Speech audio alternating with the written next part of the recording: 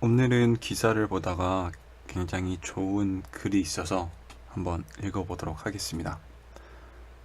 탤런트 겸 영화배우 최일화, 35년간 병상에 누워 계셨던 아버지.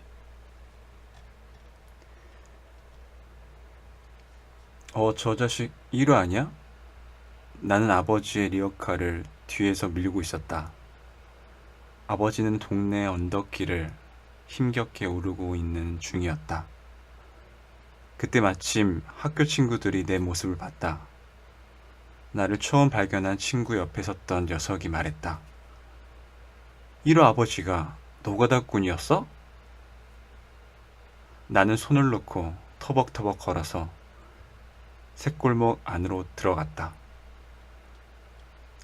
아무것도 못 들은 척 새골목에 몸을 숨겼다. 내가 리어카를 놓아버리자 아버지는 뒷걸음질을 치기 시작했다. 리어카의 속도가 빨라졌다. 우탕탕거리는 소리가 들렸다. 나는 뒤돌아보지 않고 앞으로만 걸었다. 입술을 꽉 깨물고서. 그날 저녁 아버지는 얼굴이 시퍼렇게 부어오른 채 들어왔지만 나에게 아무런 말도 하지 않았다. 나도 마찬가지였다. 낮에 얼굴을 마주친 적이 없는 것처럼 혹은 그 사이 낮에 있었던 일을 까맣게 잊었다는 듯이. 아버지는 내 중학교 졸업식과 고등학교 졸업식에 오지 않았다. 아버지가 리어카로 공사장에서 벽돌이며 모래를 나르거나 쌀배대를 다니는 모습을 본 친구들이 많았을 거였다. 그 노가다꾼이 나의 아버지라는 사실이 밝혀지면 내 친구들 사이에서 놀림감이 될까봐 걱정하셨던 것이다. 나는 그런 아버지가 내심 고마웠다. 성공한 아들과 금이환영하고 싶었던 아버지. 나는 아버지가 유쾌하게 웃으시는 모습을 본 적이 없다. 내내 힘들어 하거나 앓는 모습이 전부였다. 아버지는 내게 늘 딱딱하게 굳은 얼굴을 하고 있는 분이었다. 사실은 우리 가족의 일상이 바로 그랬다. 아버지는 고향에서 물리푼으로 인천에 올라와 리어카로 생계를 꾸려나가셨다. 어머니는 어릴 적 앓는 소아마비로 몸이 불편했고 맞이인 나는 겨우 초등학생이었다. 오로지 아버지의 근력으로 가족을 지탱할 수밖에 없었다. 방이 너무 좁았다. 내가 중학교에 올라갈 쯤엔 똑바로 누워서 잠잘 수가 없었다. 부모님과 나를 포함한 네 남매 모두 몸을 옆으로 틀어야 겨우 누울 수 있었다. 나는 중학교 2학년 때부터 고등학교를 졸업할 때까지 친구 집에서 잤다. 나라도 하나 빠져야 동생들이 편하게 잘 수 있겠다는 생각이 든 까닭이었다. 그런 환경에도 중학교 때는 학교에서 명문대 진학을 예상할 정도로 공부를 잘했고 고등학교 때도 곧 잘 좋은 성적을 유지했다. 결국 대학엔 가지 못했다. 돈 때문이었다. 2만 원이 부족해 등록을 포기했다. 아버지의 낙담은 이만저만이 아니었다. 아버지는 그럭저럭 공부 잘하는 아들을 둔 가난하고 꿈 많은 아버지들이 의례 그러했듯이 내가 서울대를 진학해 번듯하게 자리를 잡은 다음에 고향으로 금이환영을 하고 싶어 했다. 그 꿈이 산산조각 난 거였다. 여기까지만 해도 우울하기를 이를 데 없는 기억들로 채워졌지만 이후로는 더 혹독한 삶이 찾아왔다. 내가 제대를 보름 앞두었을 무렵 아버지가 쓰러졌다. 뇌졸중이라고 했다. 놀라긴 했지만 뜻밖의 일은 아니었다. 아버지의 육체 노동은 평범한 수준을 뛰어넘었다. 다섯 식구를 먹여 살리려고 닥치는 대로 일을 했고, 지나친 노동은 육체의 무리를 주기에 충분했다. 20년 넘게 막노동의 찹쌀떡 장수, 긴 무명생활. 제대 후 나는 공장으로 들어갔다. 명문대생의 꿈은 결국 공장으로 귀착되고 말았다. 막막한 현실 때문이었을까? 나는 우연히 엉뚱한 꿈을 품게 되었다. 바로 연극 배우가 되는 것이었다. 아니, 그 무대보다 무대에 서서 멋지게 내 목소리를 내보는 것이라고 해야 옳겠다. 계기가 있었다. 그 시절 공장 직원들을 모아놓고 강당에서 연극을 했다. 연극을 보고 난 후 내 감상평은 이것이었다. 저게 연기라면 나도 하겠다. 연극 쉽네. 만만하게 보였다고 하는 게 옳겠다. 조금만 연습하면 나도 무대에 설 수 있겠다고 생각했다. 거기다 나는 저 배우들처럼 목소리를 높여서 외가리처럼 외치거나 오버하지 말아야지. 자연스럽게 그러면서도 멋있는 연기를 해야지 하고 나름의 연기감까지 구축했다. 시작을 하기도 전에 벌써 고집을 만든 것이었다. 결론부터 말하자면 나의 착각이었다. 아무도 내 연기를 인정해주지 않았다. 2에서 3년 만에 무대에 서긴 했지만 대사가 없거나 한두 마디 뱉고 내려오는 게 전부였다. 선배들에게 가장 많이 들었던 말은 연기는 이렇게 해야 한다, 저렇게 해야 한다는 말이 아니었다. 그만두고 막노동하거나 탄광이나 가라는 것이었다. 진심으로 그런 충고를 했다. 서울에 올라와서 극단 생활과 아르바이트를 겸했다. 말이 아르바이트지 생계를 꾸리기 위한 투쟁이었다. 제일 먼저 한 일은 쓰레기 청소였다. 야간에 남대문이나 명동에 가서 쓰레기를 치웠다. 리어카를 끌고 다니면서 쓰레기를 다 실어 옮긴 뒤에는 리어카를 옆으로 세우고 그 안에 들어가 새우잠을 잤다. 막일도 마다하지 않았다. 상하수도 공사나 도로 정비, 지하철 공사까지 마다하지 않았다. 오전에 막일을 한 뒤에 저녁에 극단에 나간 적도 많았다. 겨울에는 찹쌀떡과 메밀묵을 팔았다. 이 일이 내가 가장 오랫동안 한 일이었다. 15년 동안 골목골목을 다니며 찹쌀떡, 메밀묵을 외치고 다녔으니까. 포장마차를 차린 적도 있었다. 장사가 쏠쏠할 때도 있었지만 잘 되자마자 접었다. 연극을 향한 일편단심이 흔들릴까 해서였다. 속에서 신물이 올라올 정도로 답답해지면 훌쩍 강원도로 떠났다. 탄강으로 향한 것이었다. 20세를 통틀어 3번이나 탄간촌에 다녀왔다. 드라마 헤라 제의 거절한 이유는 막막한 시간이 하염없이 흘러갔다. 같이 출발했던 동료들이 주연을 꿰차고 영화로 드라마로 진출할 동안 나는 여전히 조연이었다. 아니, 배우라고 생각하지 않는 사람이 더 많았을지도 모른다. 극단에서 내가 하는 일은 대부분 포스터를 붙이고 표를 팔고 카페 같은 곳에 전단을 비치하러 다니고 극단 안에 들어와서는 연기보다는 무대를 꾸미거나 소품을 제작하고 극 중간중간에 폭죽을 터뜨리기도 했다. 극단 일꾼이나 조수에 가까웠다. 나는 배우가 아니었다. 43이 될 때까지 포스터를 붙이고 다녔다고 하면 누가 믿을까?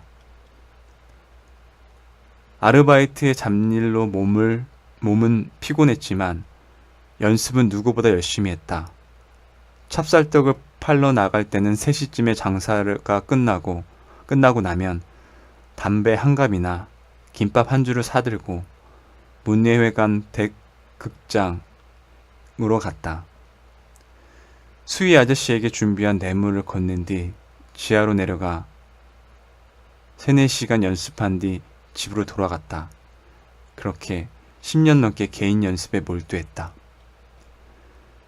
시간이 지날수록 마음에 분노가 쌓였다. 왜 나를 알아주지 않을까?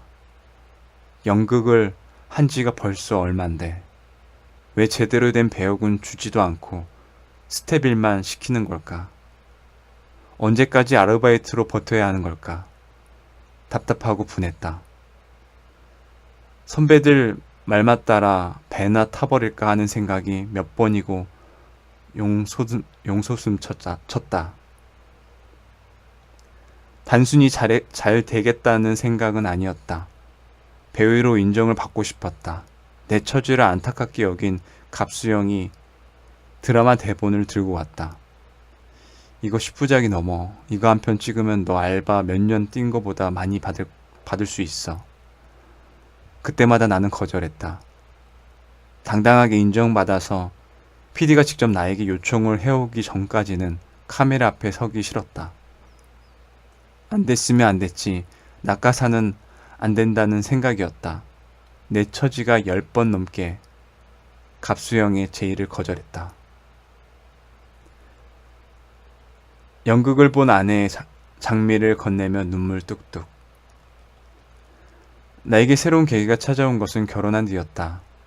나는 38에 아마추어 연극 배우로 활동하던 아내와 결혼했다. 결혼하고 3년이 되던 해던가 아내가 연극을 보러 왔다. 그때는 대사가 제법 됐다. 이대로만 하면 나도 연극 배우로 완전히 자리를 잡겠구나 하는 생각을 하던 때였다. 연극을 본 아내는 내게 장미꽃 한 송이를 사왔다. 난 자기가 참 편안해. 일상의 모습을 그대로 무대에 옮긴 것 같아. 집에서나 무대에서나 한결같아. 아내가 연기를 이해해 주는구나 싶었다. 장미 한 송이가 태양처럼 내 마음을 환하게 밝혀주는 것 같았다. 그런데 갑자기 아내의 눈시울이 붉어졌다. 이내 굵은 눈물방울을 쏟았다. 아내의 손을 잡고 있는 내 손등에 뜨거운 눈물이 뚝뚝 떨어졌다. 너무도 당황스러웠다. 배우는 집에서 말하는 것과 무대 위에서 말하는 게 달라야 하는 거 아니야? 무대에선 연기를 하는 건데 어떻게 평상하고 똑같은 거야? 나는 아무 대답도 하지 못했다.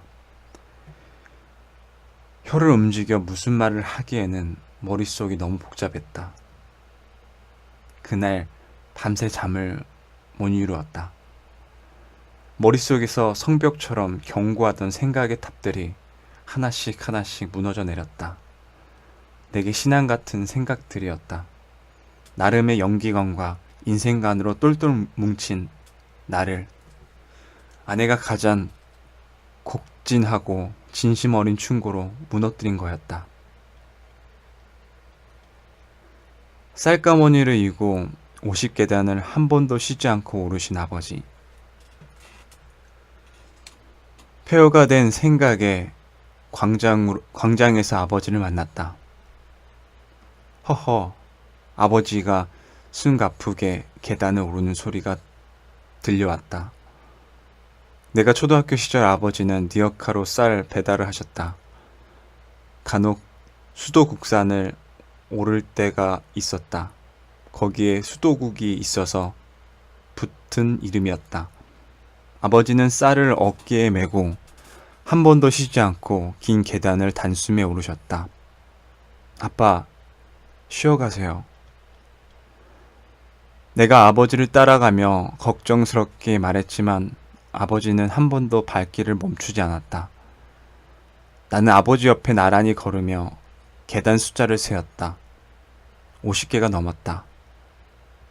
계단을 다 오르고 나서야 쌀자루를 내려놓고 잠시 쉬었다.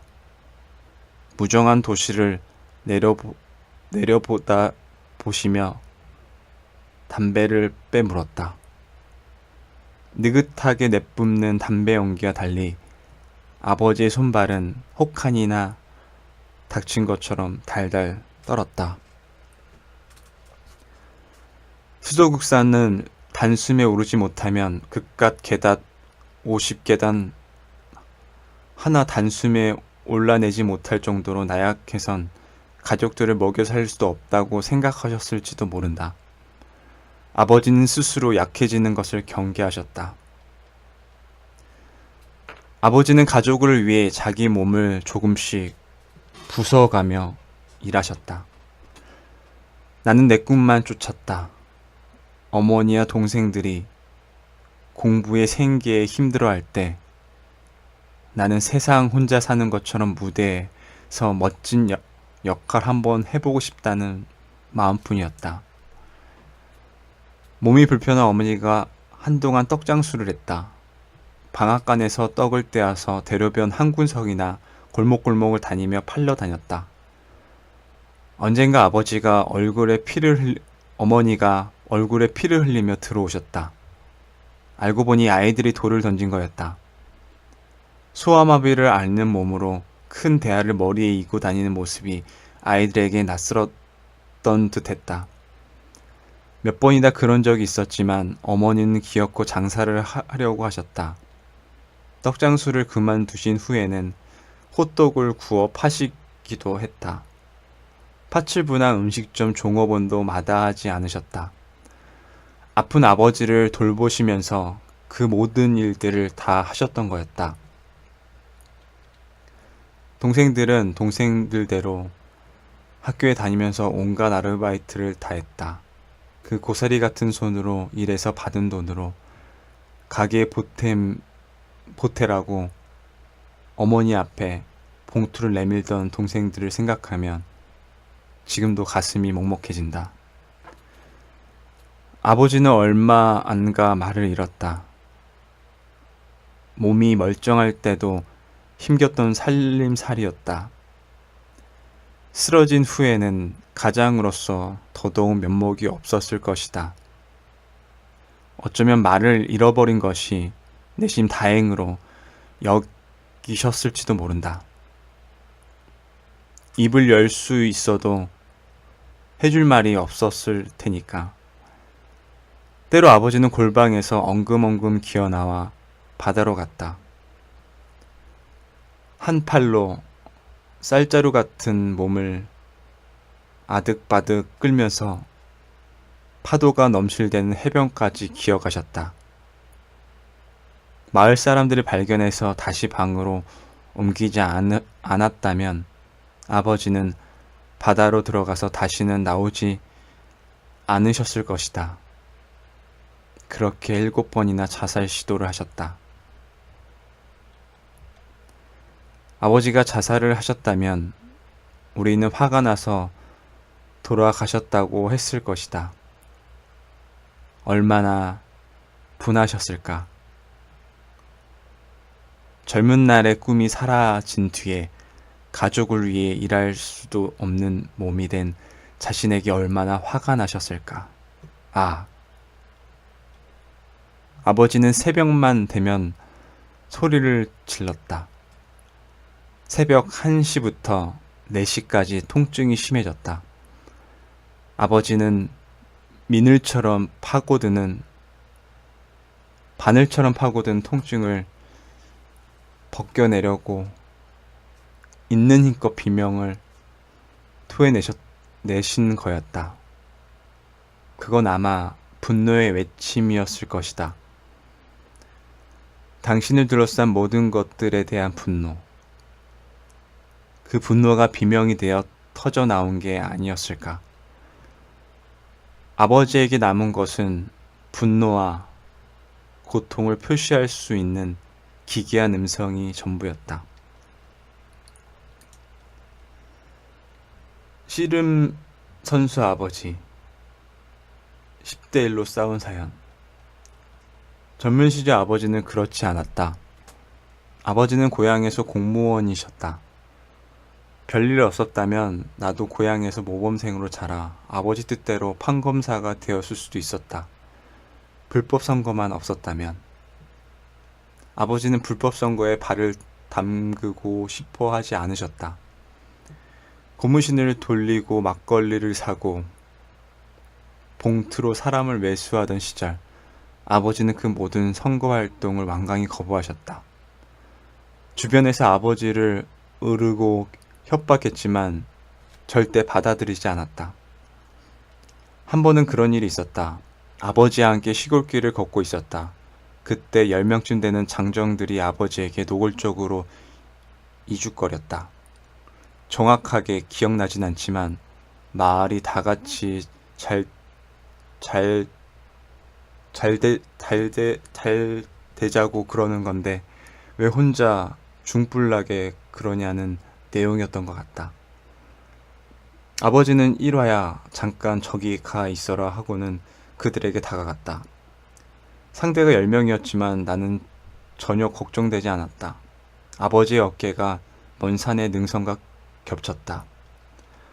아버지는 씨름 선수였다. 머리도 좋았다. 초등학교, 중학교, 고등학교 모두 종교 회장을 맡았다. 리더십의 운동까지 잘했기 때문에 감히 덤비는 사람이 거의 없었다. 그날 아버지에게 시비를 건 청년들이 어떻게 되었는지는 잘 모르겠다. 아버지는 청년들과 싸웠다는 사실을 모를 만큼 멀쩡하게 집에 들어갔다. 아버지는 끝내 고향을 떠나셨다. 불의한 일에 머리를 숙이느니 차라리 고향을 떠나는 편을 택하셨던 것이다. 아버지는 다시 고향으로 돌아갈 생각을 하지 않으셨다. 탯줄을 묶고 흙내와 바람 냄새마저 정겨운 고향을 마음에서 먼지처럼 털털 훌훌 털어버리고 떠나오셨다. 나는 그런 아버지의 마지막 희망이었다. 나는 중학교 때 야간 공업 고등학교를 가겠다고 했다. 어려운 가장 형편의 인문계를 진학할 마음이 들지 않았다. 그때 처음으로 아버지를 거역했다. 나는 현실을 보고자 했고 아버지는 공부에 매진하라고 했다. 고등학교를 졸업한 후에 나는 공장에서 다시 연극판으로 뛰어들었다. 희망에 팔아리던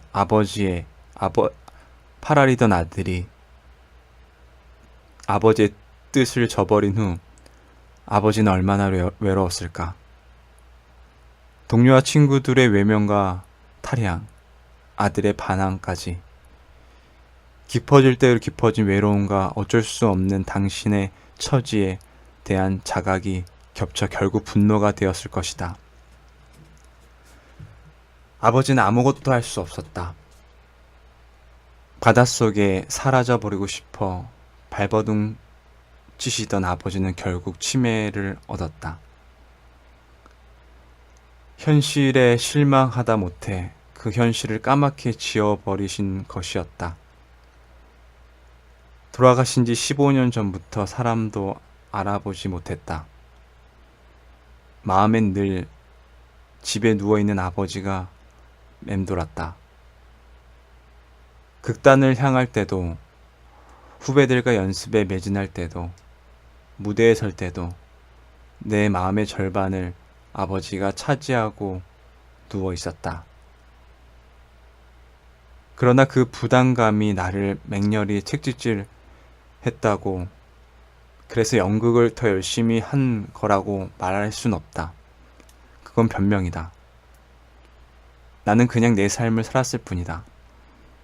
나는 아버지와 비교해서 100배, 1000배 못난 인간일 뿐이다. 나밖에 몰랐으니까. 나는 그저 나를 위해 살았을 뿐이었다. 삼류배우. 저기 산 송장 지나간다. 아내에게 뜨거운 조언을 들은 후 나는 새 출발을 했다. 내가 신앙처럼 믿고 있는 연기의 진리들을 하나하나 되짚었다. 선배들의 조언도 새롭게 다가왔다. 걸음마를 시작한 아이처럼, 신인 중에 신인처럼 처음부터 다시 시작하는 마음으로 몇 년을 연기에 매진했다. 그래도 잘 안 됐다. 내 나이 40하고도 4년이 흘렀을 때였다.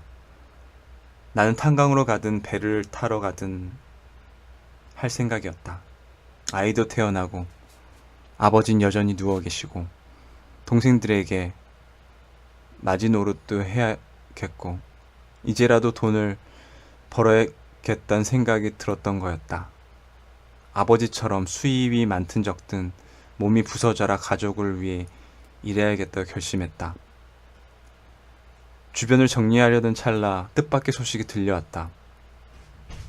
내 연기 인생에, 아니, 내 인생 자체의 터닝포인트가 될 일이었다.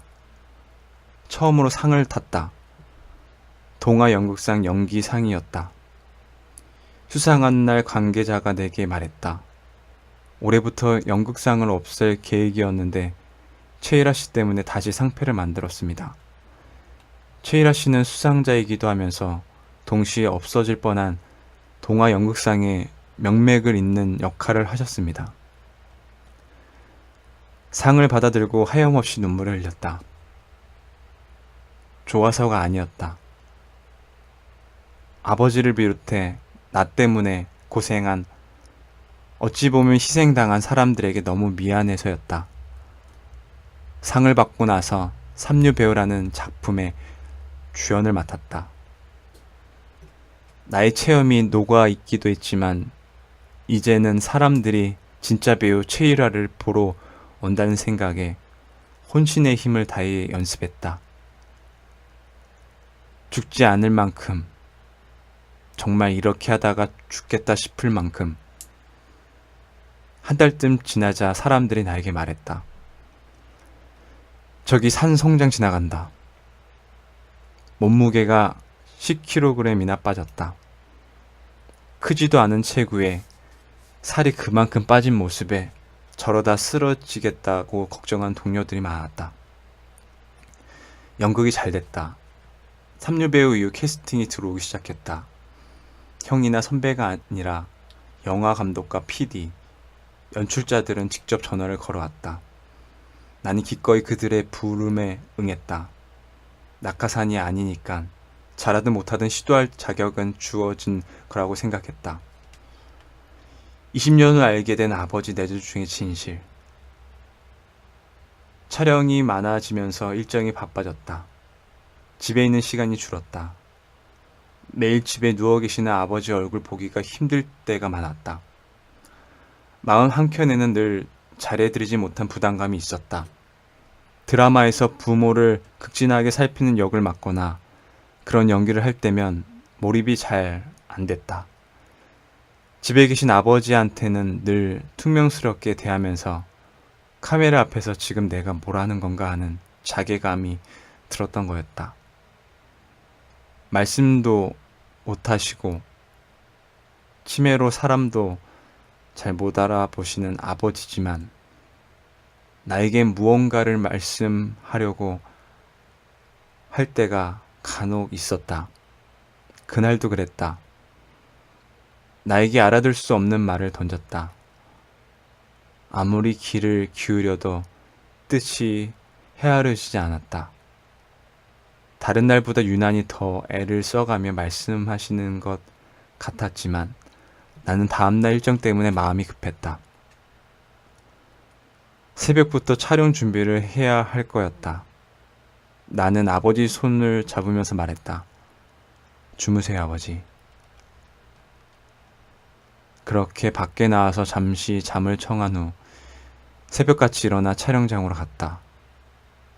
차 안에서 아내의 전화를 받았다. 아버님이 숨을 안 쉬어요. 나는 차를 돌렸다. 밤새 얼마나 외로우셨을까. 내가 문을 닫고 나간 뒤 아버지는 혼자 방에 누워서 마지막 숨을 쉬셨겠지. 나에게 무슨 말을 하고 싶으셨을까? 아마 어머니 얘기를 하고 싶으셨을 것이다. 불편한 몸으로 평생 험한 일을 하면서 30년 넘게 누워있는 남편의 수발을 드신 어머니를 마지막까지 잘 모시라고 부탁하고 싶지 않으셨을까? 마음에 품은 마지막 말도 온전히 전하지 못하고 떠나야 하는 심정은 얼마나 외롭고 서러웠을까? 얼마 후 드라마에서 극중 아버지의 장례식 장면이 있었다. 그 장면을 찍고 나서 이틀 동안 밥을 한 숟가락도 못 넘겼다. 내 마음에 맴돌았던 한마디가 있었다. 불쌍한 우리 아버지.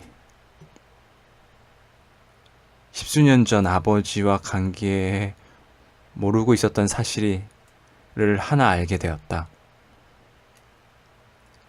아버지가 쓰러질 때의 이야기였다. 이전까지 우리 가족은 아버지가 가루한 몸으로 술을 마시다 쓰러진 줄 알았다. 그런데 그게 아니었다. 그날 막 일을 하는 사람들이 그 식당에 많았다고 했다. 아버지는 그들과 떨어져 혼자 술을 마시고 있었는데 그들 중 하나가 시비를 걸어왔다. 세 사람이 달라붙어 아버지를 벽으로 던지듯이 밀어붙였다. 아버지는 그 충격으로 머리를 다치신 거였다. 아버지의 생은 타인의 폭력으로 철저하게 파괴되었다.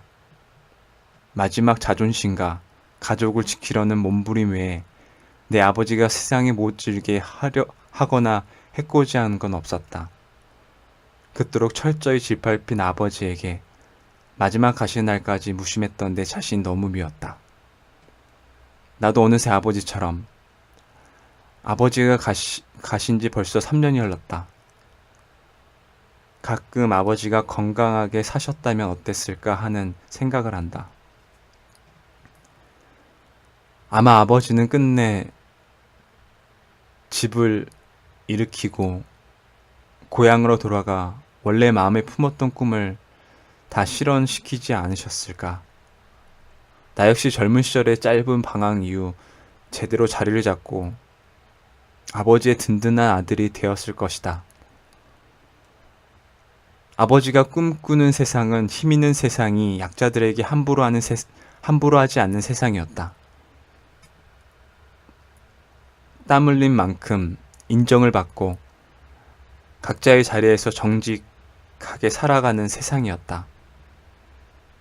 약자에게 함부로 하고 정직한 룰을 훼손하는 이들을 극도로 혐오하셨다. 나쁘게 말하면 오지랖이 넓으신 분이었다. 그저 실속만 차리면서 조용히 살면 그만이었을 테지만 아버지는 그런 것에 관해선 참지 않고 목소리를 내고 당신이 할 수 있는 일을 하고자 하셨다. 가만히 더듬어 보면 나도 아버지와 다르지 않았다. 나를 잘 아는 후배들이 나에 대해 하는 말을 다 종합해 보면 내게 아버지의 모습이 보인다고 했다. 2015년 한국 영국 배우 협회 회장을 맡은 뒤부터 선후배들을 챙기느라 정신이 없다. 그 중에서도 이름도 없이 큰돈도 못 벌고 무명으로 살았던 선배들의 마음이 많이 쓰인다. 문화 선진국들에서는 연극 등 기저 문화에 헌신한 분들에게 다양한 혜택을 준다고 하는데 우리나라는 90% 이상의 연극 배우들이 국가로부터 아무런 혜택을 받지 못하고 있다. 연극이 정규 교육 과목으로 채택돼 학생들로부터 연극을 접하며 잘하도록 하는 몇몇 선진국의 교육 환경도 너무 부럽다. 우리는 국민의 94.7%가 평생토록 소극장 한 번 방문하지 않는다. 연극을 접할 기회를 얻지 못했기 때문이라고 확신한다. 무명의 연극인들이 설 무대를 늘리는 것이 궁극적인 목표다. 무대는 나처럼 우직하게 언젠가 되겠지 하며 버티고 있는 무명의 후배들의 희망이고, 오로지 연극만을 생각하며 살아온 선배들의 마지막 자존심이다. 죽더라도 무대에서 죽고 싶은 게 배우들이다. 그 근본 욕구를 채워주는 것이 장을 맡은 사람의 의무라고 믿는다. 언젠가 문화 관련 고위직 관계자에게 무대를 확충해야 한다고 이런저런 이야기를 했더니 기가 막힌 대답이 돌아왔다. 누가 그 사람들 보고 억지로 연극하라고 시켰습니까? 자기들이 선택한 운명인데 지금 와서 잘 안 됐다고 이렇게 저렇게 해달라, 그게 말이 됩니까? 그 순간에도 나는 아버지를 떠올렸다. 그릇된 생각과 정책에 굴복하지 않았다는 이유로 동료들의 비난에 시달려야 했던 아버지였다. 아버지가 느꼈을 고립감과 분노가 온몸을 훑었다.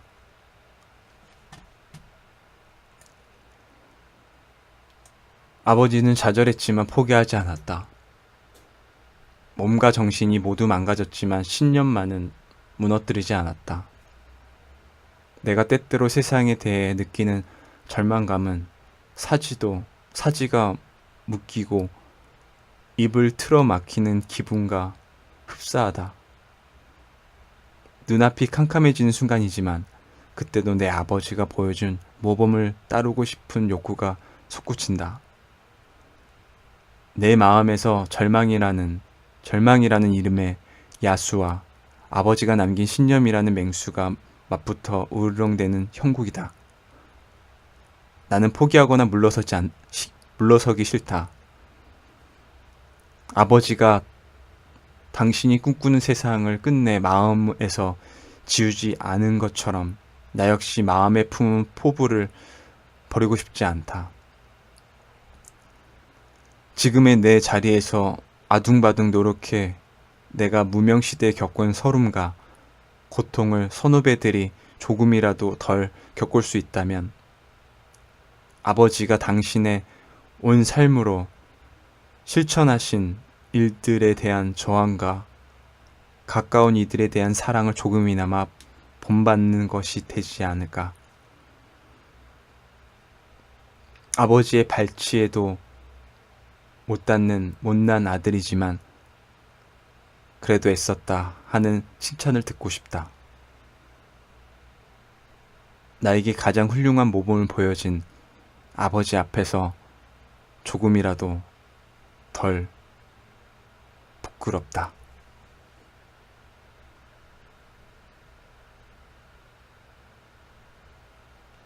이상입니다. 지금까지 함께 해주셔서 감사합니다.